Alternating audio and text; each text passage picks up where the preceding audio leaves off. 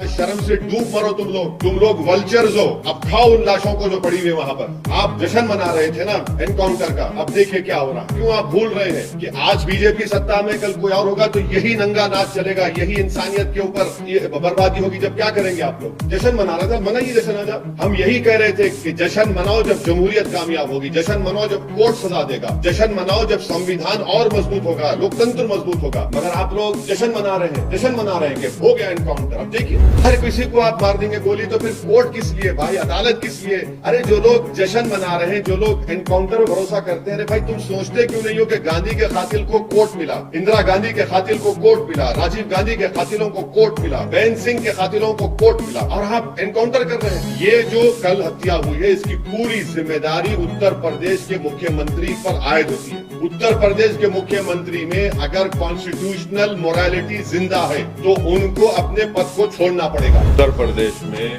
BJP की सरकार rule of law के तहत सरकार को नहीं चला रही है, बल्कि रूल बाय गन को चला रही है। कल का जो मर्डर हुआ है, ये कोल्ड ब्लडेड मर्डर कहते हैं। उसको देखने के बाद हर वो भारत का नागरिक जो भारत के संविधान पर यकीन करता है, भारत की अदालतों पर उसको यकीन है, आज वो अपने आप को कमजोर और गैर महफूज समझ रहा है। ये एक कोल्ड ब्लडेड मर्डर है और ये लोग प्रोफेशनल हैं। और कितना इसमें उत्तर प्रदेश की बीजेपी की सरकार का इसमें रोल है, कितना इसमें ये कौन लोग हैं जो जाकर पुलिस की मौजूदगी में और मीडिया की मौजूदगी में, बल्कि लाइव टेलीकास्ट भी हो रहा था, वो इस तरह का कोल्ड ब्लडेड मर्डर करते हैं। हम तो सुप्रीम कोर्ट से उम्मीद करते हैं कि सुप्रीम कोर्ट इस मसले को सो मोटो लेगा, एक इन्वेस्टिगेशन टीम सुप्रीम कोर्ट बनाएगा जो सुप्रीम कोर्ट को रिपोर्ट करेंगे, और उसमें बेहतर होगा कि कोई भी उत्तर प्रदेश का ऑफिसर ना हो, क्योंकि उनकी मौजूदगी में, उनकी कस्टडी में इन दो लोगों की हत्या की गई। अगर बीजेपी चुनाव पे चुनाव जीतते जा रही है और इस मसले को बीजेपी नहीं देख रही है, तो बीजेपी देश की खिदमत नहीं कर रही है। एक साथ मारे जा रहे हैं और कहीं पर वेपन ब्लॉक नहीं होता उनका हाथ देखिए आप। ये रेडिकलाइज एलिमेंट से अगर ये उत्तर प्रदेश की सरकार से नहीं है तो ये लोग ये रेडिकलाइज, हाईली रेडिकलाइज है, और बीजेपी इसको प्रोसेसाइड करती है। नहीं कुछ हो नहीं रहा है। अरे भाई कैसा नहीं हो रहा है? देखो ना ये लोग कौन है। गोली मारकर कौन सा रिलीजियस नारा क्यों लगाते हैं आप? इनको आप आतंकवादी नहीं कहेंगे तो क्या कहेंगे? देशभक्त कहेंगे इनको आप? क्या इनको आप फूल का हार पहनाएंगे ले जाकर ये लोग? ये मैंने शुरू से आपसे कह रहा था कि उत्तर प्रदेश में बीजेपी की सरकार रूल ऑफ लॉ के तहत सरकार को नहीं चला रही है, बल्कि रूल बाय गन को चला रही है।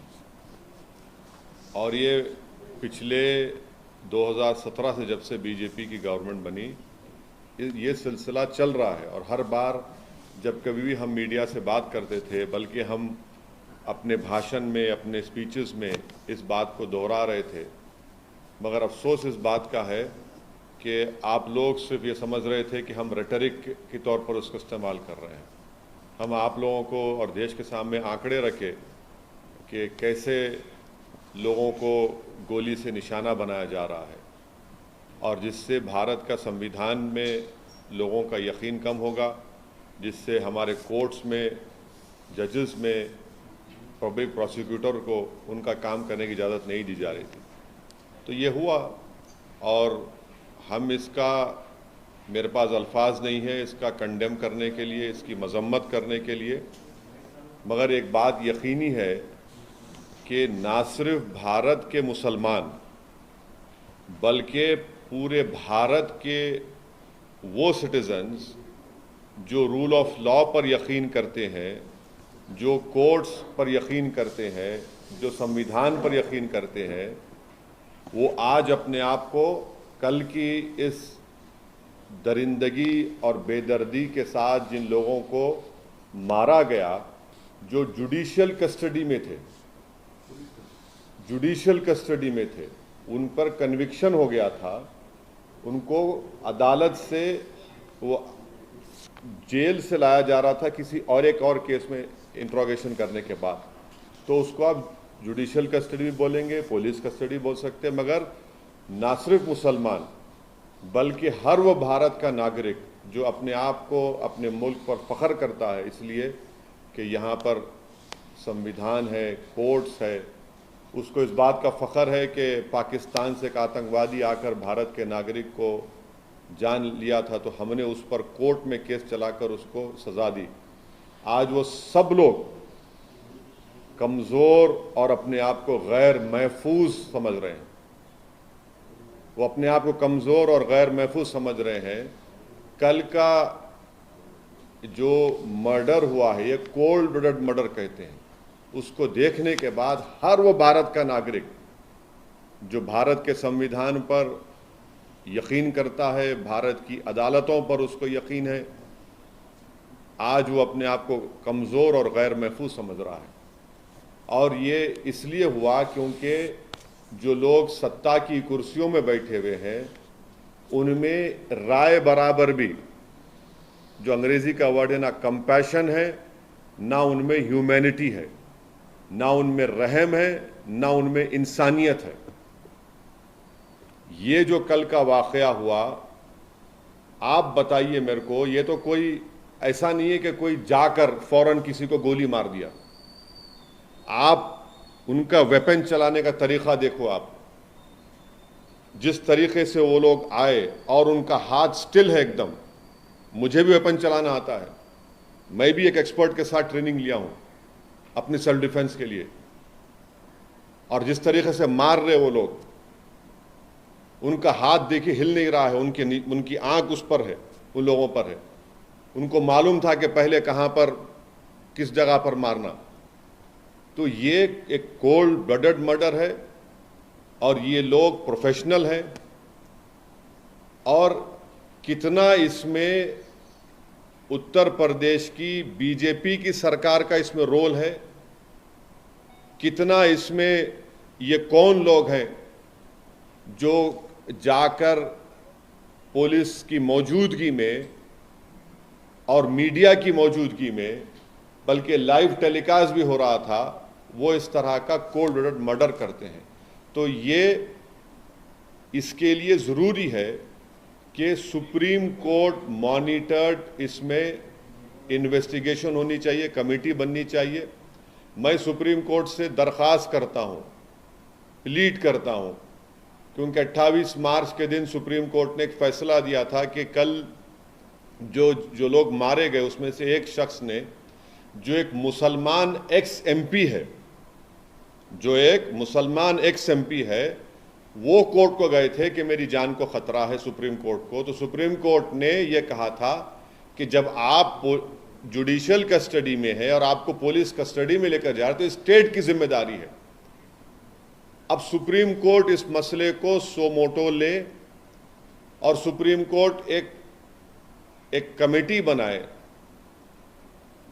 सुप्रीम कोर्ट एक इन्वेस्टिगेशन टीम बनाए, टाइम बाउंड तरीके से उनको टाइम दिया जाए और उस इन्वेस्टिगेशन टीम में उत्तर प्रदेश का कोई भी ऑफिसर ना हो।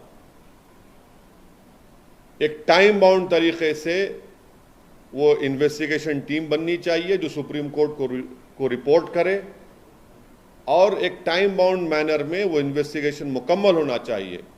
क्योंकि ये बात मैं कोई भी यकीन नहीं कर सकता कि ये लोग सिर्फ उठ कर आए, कौन इनको बोला वहां पर, इनका बैकग्राउंड क्या है और कैसे वो लोग इस तरह घुस गए वहां पर, और क्यों पुलिस ने उनको रोका नहीं। तो ये जरूरी है। हम तो सुप्रीम कोर्ट से उम्मीद करते हैं कि सुप्रीम कोर्ट इस मसले को सो मोटो लेगा, एक इन्वेस्टिगेशन टीम सुप्रीम कोर्ट बनाएगा जो सुप्रीम कोर्ट को रिपोर्ट करेंगे, और उसमें बेहतर होगा कि कोई भी उत्तर प्रदेश का ऑफिसर ना हो, क्योंकि उनकी मौजूदगी में, उनकी कस्टडी में इन दो लोगों की हत्या की गई है।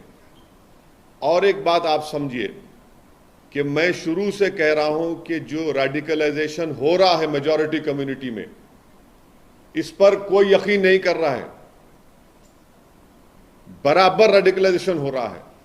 अगर बीजेपी चुनाव पे चुनाव जीतते जा रही है और इस मसले को बीजेपी नहीं देख रही है, तो बीजेपी देश की खिदमत नहीं कर रही है। ये कौन है? अगर ये जो कल जो लोग हत्या किए, अगर इनका ताल्लुक उत्तर प्रदेश सरकार से नहीं है, मैं सवाल उठा रहा हूं, मुझे नहीं मालूम है नहीं है, अगर नहीं है तो फिर ये रेडिकलाइज कैसे हुए और इतना वेपन उनके पास कहां से आया? ये कोई कट्टे नहीं थे, एक साथ मारे जा रहे हैं और कहीं पर भी वेपन ब्लॉक नहीं होता उनका हाथ देखिए आप। ये रेडिकलाइज एलिमेंट्स है। अगर ये उत्तर प्रदेश की सरकार से नहीं है तो ये रेडिकलाइज, हाईली रेडिकलाइज है और बीजेपी इसको ब्रश असाइड करती है। नहीं कुछ हो नहीं रहा है। अरे भाई कैसा नहीं हो रहा है? देखो ना ये लोग कौन है, गोली मारकर कौन सा रिलीजियस नारा क्यों लगाते आप? इनको आप आतंकवादी नहीं कहेंगे तो क्या कहेंगे? देशभक्त कहेंगे इनको आप? क्या इनको आप फूल का हार पहनाएंगे ले जाकर ये लोग? और जो लोग टीवी के स्टूडियोज में बैठकर जश्न मना रहे थे एनकाउंटर का, शर्म से डूब मरो तुम लोग वल्चर्स हो। अब खाओ उन लाशों को जो पड़ी हुई वहां पर। आप जश्न मना रहे थे ना एनकाउंटर का, अब देखिए क्या हो रहा है। ये क्यों आप भूल रहे हैं कि आज बीजेपी सत्ता में, कल कोई और होगा तो यही नंगा नाच चलेगा, यही इंसानियत के ऊपर ये बर्बादी होगी। जब क्या करेंगे आप लोग? जश्न मना रहे थे, मनाइए जश्न आज आप। हम यही कह रहे थे कि जश्न मनाओ जब जमहूरियत कामयाब होगी, जश्न मनाओ जब कोर्ट सजा देगा, जश्न मनाओ जब संविधान और मजबूत होगा, लोकतंत्र मजबूत होगा। मगर आप लोग जश्न मना रहे हैं कि हो गया एनकाउंटर। अब देखिए, पहले जब तक लाइव विजुअल्स नहीं आए थे, कई टीवी चैनल चला दिया, एनकाउंटर हो गया उन लोगों का। उसके बाद जैसे ही मीडिया के सामने पिक्चर्स आए कि मीडिया की मौजूदगी में एनकाउंटर हुआ, वो पूरे जो चील कौवे हैं खामोश बैठ गए। उनको समझ में नहीं आया कि अब कैसा उसका दिफा करें, कैसा उसको जस्टिफाई करें। इसीलिए हम कह रहे हैं कि आप समझिए इस बात को, एनकाउंटर सॉल्यूशन नहीं है, बल्कि मैं आपके जरिए से देश को याद दिलाना चाहता हूं कि यही इस तरह के सिलसिला शुरू हुआ था जब विश्वनाथ प्रताप सिंह के भाई की हत्या हुई थी 89 में। 1989 से सिलसिला चल रहा है जब ये टास्क फोर्स बनाई गई थी। हर किसी को आप मार देंगे गोली तो फिर कोर्ट किस लिए भाई, अदालत किस लिए?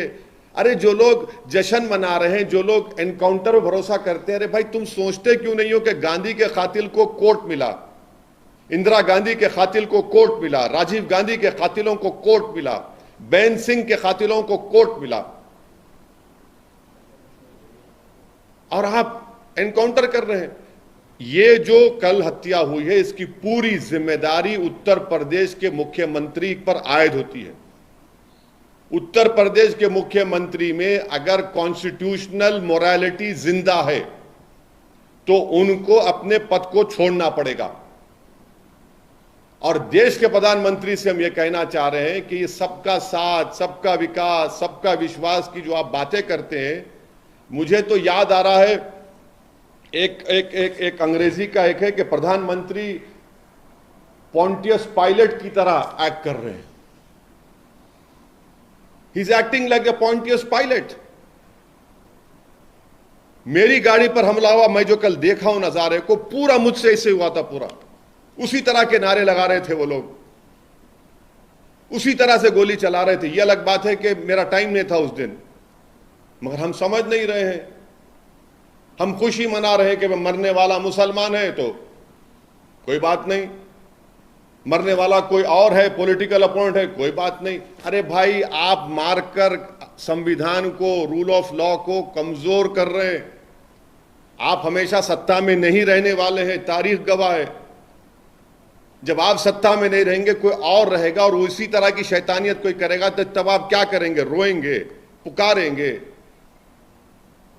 तो हम यह डिमांड करते हैं कि ये पूरी जिम्मेदारी उत्तर प्रदेश के मुख्यमंत्री पर आती है, क्योंकि उन्होंने उत्तर प्रदेश की विधानसभा में खड़े होकर कहा था कि मिट्टी में मिला देंगे। देखो आपने ये कहा ना, ये कोई जबान है एक देश के सबसे बड़े प्रदेश के मुख्यमंत्री की, जो बीजेपी के लोग उनको नरेंद्र मोदी के बाद या उनसे पहले प्रधानमंत्री बनाना चाहते हैं।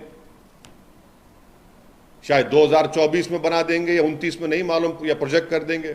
ये जबान है, एक मुख्यमंत्री की जबान होती है क्या? बताइए आप। नहीं, एक मिनट सुनिए, मुझे मुकम्मल करने दीजिए। हम डिमांड ये करते हैं कि उत्तर प्रदेश के मुख्यमंत्री इस्तीफा दें। दूसरा में डिमांड करते हैं कि सुप्रीम कोर्ट एक इन्वेस्टिगेशन टीम को बनाए, सुमोटो सुप्रीम कोर्ट ले, हम प्लीड करते सुप्रीम कोर्ट से। ये उसी वक्त रुकेगा जब नहीं रुकेगा, वरना ये चलता रहेगा। तो 4 दिन 5 दिन के बाद फिर शुरू हो जाएगा। और वो इन्वेस्टिगेशन टीम में सुप्रीम कोर्ट उन लोगों को रखे जिनका ताल्लुक उत्तर प्रदेश से ना हो, क्योंकि ऊपर से लेकर नीचे तक इसमें लोग होंगे। कहां से इनको हथियार आया, किसने कहा उनको वहां पर जाओ, किसने उनको इस तरह की बातें कही, ये सब चीजें निकलनी चाहिए, टाइम बाउंड। और दूसरी चीज, संविधान में आर्टिकल 311 है, और आर्टिकल 311 के तहत उन तमाम पुलिस ऑफिसर्स को निकालना चाहिए नौकरी से। सस्पेंशन नहीं, बल्कि अंडर संविधान के आर्टिकल 311 के तहत उनको सर्विस से निकालना चाहिए। जब इन्वेस्टिगेशन टीम की रिपोर्ट आ जाएगी टाइम बाउंड मैनर में, सुप्रीम कोर्ट के पास ये एक्स मुस्लिम एक्स एमपी गए थे। सुप्रीम कोर्ट ने कहा कि स्टेट की जिम्मेदारी है, स्टेट ने देखिए क्या क्या हो गया स्टेट के मौजूदगी में। तो ये हमारा डिमांड है, और हम उत्तर प्रदेश के बीजेपी की गवर्नमेंट से अपील करते हैं कि जो मुस्लिम एक्स एमपी का हत्या की गई है, उनके 2 बेटे जुवेनाइल होम में, उनको छोड़े आप। आपके पास राइट है उनको छोड़ने का, ताकि वो अपने वालिद के, मरहूम वालिद के तदफीन में शामिल हो सकें। इतना तो आप कर सकते हैं ना। दूसरा 2 तो खैर उसको बेल लेना पड़ेगा, कोर्ट की जाना भी। तो जुवेनाइल होम में है 2 बच्चे, छोड़िए उन लोगों को आप। ये ठीक नहीं हो रहा है। हम बोल रहे हैं बार बार कि ये उत्तर प्रदेश के लिए ठीक नहीं है, देश के लिए ठीक नहीं। आज हर वो भारत का नागरिक, मुसलमान के साथ जो भी भारत पर फख्र करता है, वो अपने आप को कमजोर और गैर महफूज समझ रहा है।